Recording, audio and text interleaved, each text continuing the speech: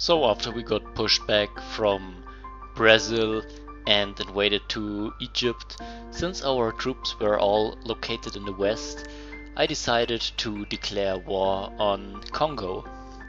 Well, Congo had given me some troubles early in the game, but at this point my troops were kinda superior, so especially my artillery was the key to break through his heavy fortifications. Even though it appears that Congo was on a similar level in terms of research, as you can see here, he has some stacked bazooka units. I think I had quite a lot more cities, more income, and in general, if you attack, you always are kinda in the advantage. Well, like I said, the strongest unit for my siege are the artillery units, especially in combination with the observation balloon, because as you can see right here, they shoot over now I think 3 tiles, and you just quickly saw it. One shoot of the artillery basically halves the fortifications of the city we just attacked. So if you think about it, probably like 4 or 5 turns and the city is sieged down. Now if the enemy does not have any, well, fast units like tanks or maybe even aircrafts, then there is basically nothing to do against an artillery. It's just a matter of a couple of turns until you can siege down a city. And pretty much this strategy works with all siege units as soon as you got the observation balloons. So this first city, and we just see it falling down right here, I skipped a bit. So it has the pyramids. So while I didn't get any world wonders in the beginning, now I just reconquer these world wonders. And the pyramids are actually quite nice, so they give you an extra improvement charge for your workers.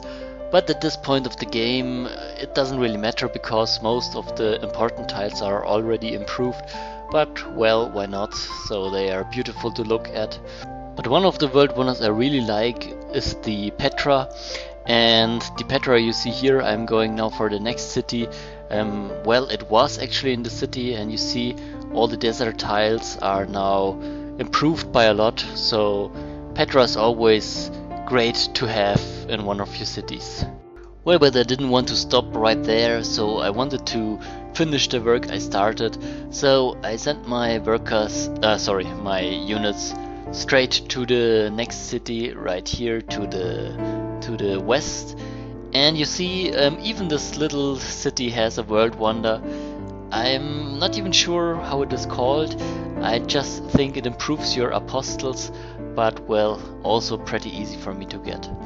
While my war in the south was going pretty nicely, there was a single barbarian camp north of my capital, which was pretty annoying. So right now you see there are 2 musketmen barbarians, but it didn't stay 2 barbarians, it got more and more. So this barbarian camp was really kinda annoying. Well, here now you see we go for Mbazo, Congo, so the current capital of Congo. And actually I cut out most of the turns because it took really long. So Mbazo, Congo really had lots of fortifications, took me a really long time, but in the end, as you see here, could also conquer this city. Like I said, Congo didn't really have any defense, no units at all, pretty much no military, so I just had to siege down the walls with artillery and go for the cities. And here you see it right there, lots of barbarians, and I don't know, this little camp kinda produced like 2 or 3 units every turn. I don't even know how this works, so kinda lame, I have to say. I don't even know if this camp spawns more units, because all my cities were unhappy right now. I had so many cities, and probably also due to the war, like half my civilization was unhappy.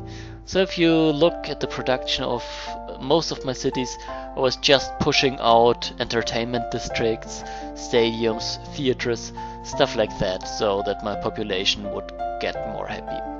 But anyways, Could have said, well, let's stop here, I want my population to get more happy, but I said, meh, let's go and finish this work, like I said. And here you see the last Congo city, at least I thought it would be the last one. And well, actually, it's kind of a smaller one, so it was pretty easy to siege it down. Now, why do I have to clean all of these cities? Actually, I do not have to clean all of the cities. I'm playing a domination battle. You could always play also a science victory or going for a cultural victory, but I deactivated these options because I really don't like if you have a hard game. Well, actually this game, it is on Immortal, but it appears that I'm on the verge of winning.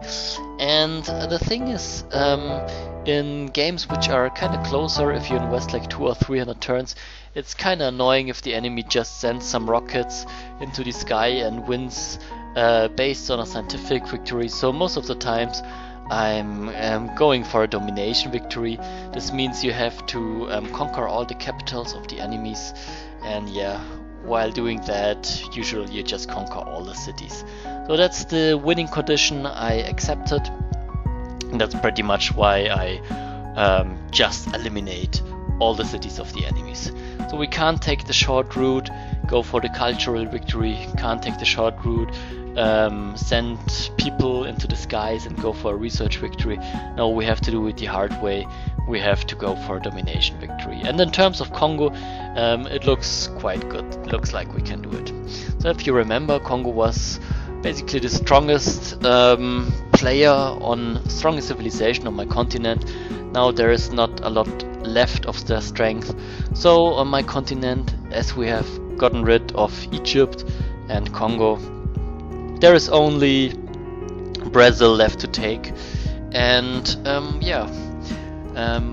we had problems with Brazil. We couldn't break through their fortifications, but now we have artilleries, and also now we have a coastline. So usually if you have a coastline, cities are kind of vulnerable to attacks based on your marine. So in the next video we will see our focused attention on Brazil. And here you see last city, at least on the continent of Congo, beaten down. So let's see you in the next video when we will go for Brazil.